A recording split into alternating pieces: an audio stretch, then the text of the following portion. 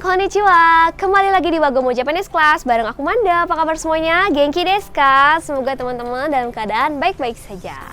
Ya, materi N5 kita alias buku Minano Nihongo Sokyu 1 sudah mau selesai nih teman-teman. Yeay! Seperti yang Manda pernah sampaikan sama teman-teman semua, yang namanya belajar bahasa Jepang itu akan terasa mudah asalkan kita sudah tahu step by stepnya, ya kan? Hal pertama yang perlu kita kuasai yaitu adalah hiragana dan juga katakana supaya kita bisa menggunakan buku yang aku rekomendasikan ketika kita masuk grup WhatsApp Premium pastinya ya teman-teman ya.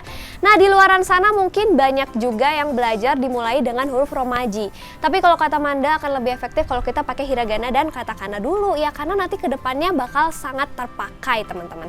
Jadi kalian harus bersyukur nih karena kalian menemukan channel ini dan bisa menguasai hiragana dan katakana ya teman-teman ya. Dan buat kalian yang belum bisa, kalian bisa menonton video ini guys.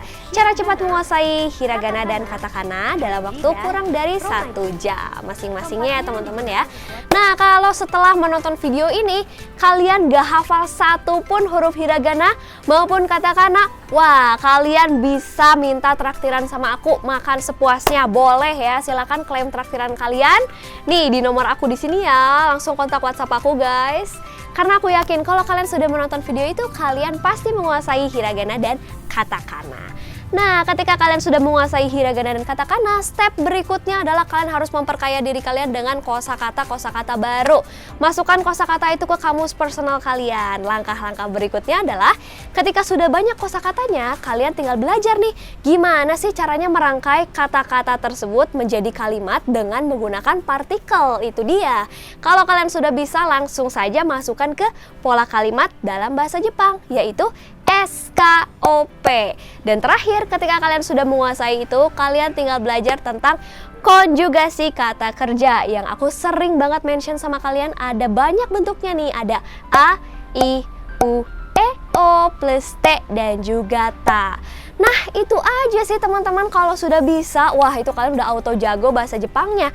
Buat yang masih belum menguasai materi-materi yang aku sebutin tadi, silakan kalian ulangi lagi materinya yang ada di website eksklusif kita. Jangan bagi-bagi sama teman-teman kalian, rugi guys. Jadi biar buat kalian aja yang sudah jadi member ya. Dan step terakhir dalam belajar bahasa Jepang adalah menguasai kanji. Ya, memang susah sih, tapi nggak apa-apa, perlahan-lahan tapi pasti kita akan menguasai kanji-kanji tersebut ya guys. Tapi kalau saran dari Manda, kalian jangan mempelajari itu dari Kungyomi dan Ongyominya, nggak perlu guys. Jadi kalian cukup hafalkan kanji itu sebagai kosakata baru, maka itu akan lebih mudah buat teman-teman. Dan tips berikutnya, kalau kalian mau belajar kanji dengan lebih mudah, tuliskan kosakata baru di kamus personal kalian dengan menggunakan kanji ya. Jadi tulisnya langsung pakai kanji, oke? Nah teman-teman, percaya nggak percaya, setelah kalian masuk ke level materi ini, pembelajaran berikutnya hanya tentang menambah kosakata baru saja dan juga belajar pola kalimat baru. Kalaupun ada bahasan lainnya, paling hanya seputar keigo, yaitu kayak bahasa formal gitu, dan juga idiom-idiom, supaya teman-teman bisa bercakap-cakap dengan lebih natural seperti native ya, seperti orang Jepang asli gitu teman-teman. Nah, kita sama-sama buktiin deh, setelah teman-teman mengerti bentuk biasa, maka akan terasa lebih mudah nih belajar bab 22 sampai dengan bab 25. Yuk kita akan ulas sedikit ya.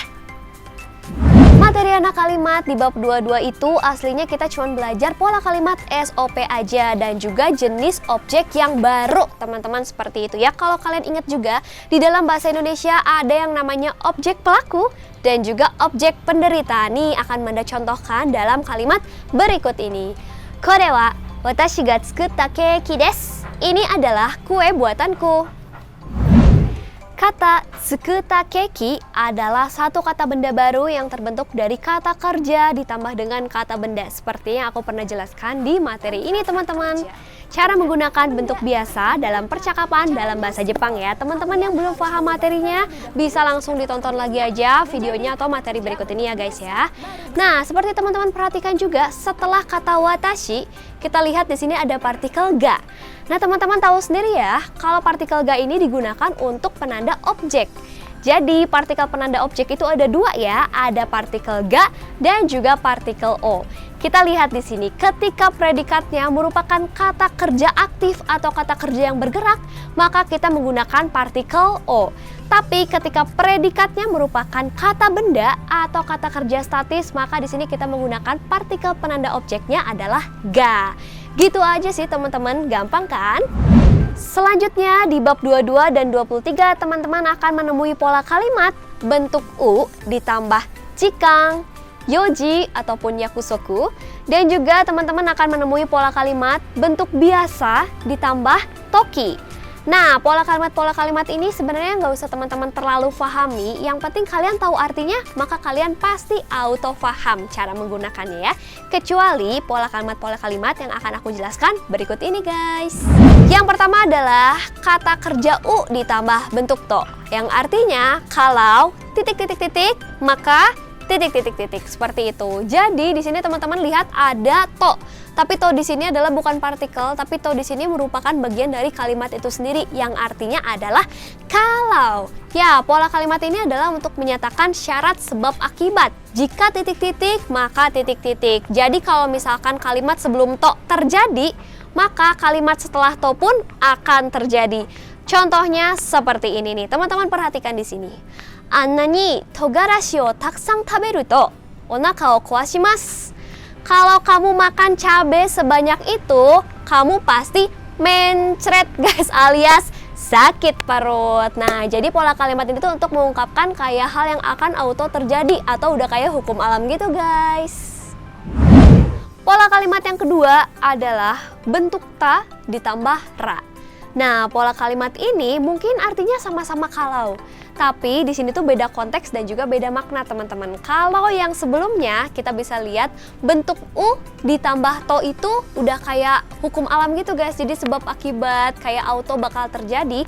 Tapi kalau tara ini bisa kita ibaratkan sebagai prasyarat ya teman-teman ya. Jadi kalimat setelah ra ini tidak akan terjadi kalau kalimat sebelum ra belum terjadi. Bingung ya? Kalau kalian bingung nih, perhatikan contoh kalimat berikut ini. JLPTN 1 wo gokaku shitara shougaki go moraimasu. Kalau kita lulus N1, maka kita akan mendapatkan beasiswa. Nah, kalau misalkan kita nggak lulus N1, apakah kita akan menerima beasiswanya? Tentu saja tidak, teman-teman. Nah, inilah yang dimaksud dengan prasyarat. Pola kalimat yang ketiga adalah bentuk T ditambah mo. Nah, teman-teman, bentuk T di sini itu bukan semata-mata kata kerja aja, tapi bentuk T di sini adalah bentuk lanjutan dari ajaibnya huruf I, seperti yang pernah aku jelaskan di materi ini, guys. Bentuk T ini, catatan tambahannya adalah yang teman-teman perlu ketahui, bentuk T atau bentuk lanjutan dari kata benda adalah sama dengan bentuk T atau bentuk lanjutan dari kata sifat. Nah, buat yang masih bingung nih, Manda akan kasih contohnya berikut ini. Contoh yang pertama, ame ga futte mo gakkou e ikimasu. Walaupun hujan, tapi tetap pergi ke sekolah. Yang kedua, yasukute mo kaimasen. Walaupun murah, aku nggak akan beli. Yang ketiga, hansamu demo taipu ja arimasen. Ganteng sih, walaupun ganteng, tapi bukan tipe aku. Kayak gitu. Dan yang terakhir, contoh yang keempat, nichiyoubi demo shigoto o shimasu. Walaupun hari Minggu, aku tetap bekerja. Gitu guys. Pola kalimat yang terakhir atau pola kalimat keempat adalah kata kerja bentuk T ditambah agemasu atau moraimasu atau kuremasu. Oke, ini aku dari pengalaman banyak banget nih teman-teman aku atau orang-orang yang bingung dengan penggunaan dari pola kalimat ini. Gimana sih cara menggunakannya? Sebenarnya cara simpelnya aku ambil gampang aja. Teman-teman tuh sebenarnya tinggal artikan saja makna dari ketiga konteks kalimat tadi. Ada agemas, moraimas, dan kuremas. Sebenarnya artinya apa sih? Dan kalau mau lebih simpelnya lagi, poin pentingnya adalah teman-teman tinggal pahami saja siapa yang punya niat untuk melakukan hal itu dalam konteks kalimat tersebut guys. Nih, biar lebih gampang, aku akan contohkan dalam pemahaman yang lain ya guys ya. Misalnya yang pertama, T ditambah agemas. Nah, agemas sendiri artinya adalah memberi. Berarti di sini kita harus tahu bahwa subjeknya itu berniat untuk memberikan sesuatu pada orang lain. Seperti itu guys. Kemudian yang kedua ada T ditambah moraimas. Moraimas itu artinya menerima. Berarti di sini subjeknya itu menerima barang atau hal dari orang lain. Dengan catatan si subjeknya ini pun meminta atau menginginkan hal tersebut diberikan kepadanya. Dan yang ketiga ada te ditambah kuremas. Kuremas juga sama, artinya menerima. Jadi subjeknya itu menerima sesuatu atau hal dari orang lain, tetapi konteksnya di sini ujuk-ujuk menerima. Dalam artian dia tuh nggak minta, tapi dia dapat. Kayak gitu guys, simpel kan sebenarnya perbedaannya. Biar lebih jelas akan aku jelaskan di contoh-contoh berikut ini. Contoh yang pertama, watashi wa Hikaru-san ni presento o kate agemashita. Aku membelikan hadiah untuk Hikaru. Dan yang kedua, watashi wa Hikaru-san ni presento o katte moraimashita. Artinya, aku minta dibeliin hadiah oleh Hikaru. Kayak gitu guys. Dan yang terakhir, yang ketiga, watashi wa Hikaru-san ni presento o katte kuremashita. Artinya, aku dibelikan hadiah oleh Hikaru atau sama Hikaru. Gitu guys. Gampang kan? Dan yeay, materi kita sampai dengan bab 25 ini sudah selesai. Arigatou gozaimasu teman-teman. Terima kasih buat kalian yang sudah semangat belajar dari 0 sampai dengan kita menyentuh bab 25. Jadi bisa dibilang nih kita tuh udah bener-bener nyelesain materi yang ada di Mina no Nihongo Sokyu 1. Kalian keren banget guys. Otsukaresama deshita. Nah, buat teman-teman semua yang pengen ikutan try out JLPT ya, sabar ya karena aku sama tim aku juga lagi bikin soal-soalnya. Nanti kalau misalkan udah beres, kita bakalan update. Jadi kalau teman-teman mau daftar, kalian langsung saja daftar ketika sudah ada pengumumannya nanti ya. Dan buat kalian yang ikut tryout yang diadakan sama partner kita yaitu Intercultural Japanese Language School, kalian juga semangat ya buat ngikutin tryoutnya. Nah, buat teman-teman semua juga yang pengen lanjut lagi ke program N4 di grup WhatsApp Premium Wagomu Japanese Class, kalian bisa langsung saja kontak WhatsApp aku di sini guys. Dan pastinya ada syarat-syaratnya ya. Yang pertama, kalian harus sudah punya dulu buku ini guys. Nah, kalau yang satu tadi sudah selesai, pastinya N4 lanjutnya ke sini. Mina no Nihongo Sokyu 2. Kalian harus punya buku yang ini, yang tebalnya. Kemudian terjemahannya dan juga keterangan tata bahasanya kalian juga harus punya ya guys. Tapi ada syarat lainnya juga. Tentunya kalian harus sudah mengikuti juga program yang N5 atau paling tidak kalian sudah lulus tryout JLPT N5-nya juga guys. Kalau misalnya teman-teman belum lulus, teman-teman aku saranin buat review ulang aja materi yang udah aku kasih. Atau mungkin kalian ikutan lagi aja nih program N5 aku ya. Nggak ada salahnya kok ngulang buat lebih memahami materinya ya kan. Asalkan kalian jangan ngulang karena takut move on ke N4. Jangan ya guys. Nah, buat teman-teman juga mungkin yang pengen ikutan ujian lainnya nih, yaitu ada JFT Basic A2 ya. Kalian juga bisa ikutan, tapi pastinya ada referensi-referensinya ya. Karena kita tahu sendiri nih JLPT itu setahun diadakannya cuma 2 kali dan mungkin saja tidak akan diadakan dalam waktu dekat. Jadi yang mau ikutan ujian-ujian boleh ikutan JFT Basic A2. Nah, referensinya juga ada di sini guys. Kalian harus pakai buku ini ya. Buat JFT Basic ada buku Marugoto, ada 4 bukunya. Jadi ada yang pertama nih adalah Marugoto Rikai A1.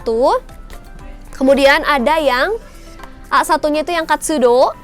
Kemudian yang A2 guys, sama-sama ada Rikai dan juga Katsudo-nya. Jadi ini untuk JFT Basic A2 guys. Tapi kenapa sih Manda nggak rekomendasikan kalian buat pakai buku ini dari awal? Karena menurut aku Mina no Nihongo itu udah paling step by step banget. Udah kayak gampang banget lah kalau buat yang dari nol tuh udah pasti lebih enak pakai Mina no Nihongo. Kebayang nggak sih kalian dari awal udah dikasih Marugoto? Wah pastinya bakalan pusing banget guys. Percaya deh sama aku ya. Nah, ngomong-ngomong, JFT Basic A2 ini pun adalah setara dengan N4, teman-teman. Jadi kalau misalkan Manda bilang materinya adalah sampai Mina no Nihongo Sokyu 2, yaitu sampai dengan bab 50. Nah, teman-teman nggak percaya? Kalau teman-teman nggak percaya, yuk kita ketemu aja langsung di grup WhatsApp Premium untuk ngejar materi N4. Oke deh teman-teman, makasih banget buat kalian semua yang sudah nonton video ini. Semoga bermanfaat buat kalian dan menambahkan pengetahuan kalian. Pastikan teman-teman semua like video ini biar aku makin semangat ngajar dan sharing bahasa Jepang buat kalian semua. Dan pastikan juga kalian share video ini ke teman-teman kalian yang lain, terutama yang suka dengan Japanese culture dan bahasa Jepang, teman-teman. Kalau gitu kita akan ketemu lagi di video berikutnya. Aku Manda, arigato, mata nih. Semangat ya guys!